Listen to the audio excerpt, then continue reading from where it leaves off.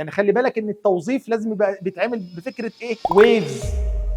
كده احنا عندنا كام نوع من انواع الناس اللي بيخلصوا الانترفيو؟ في اكسبتد، وفي ويتنج ليست، وفي ايه؟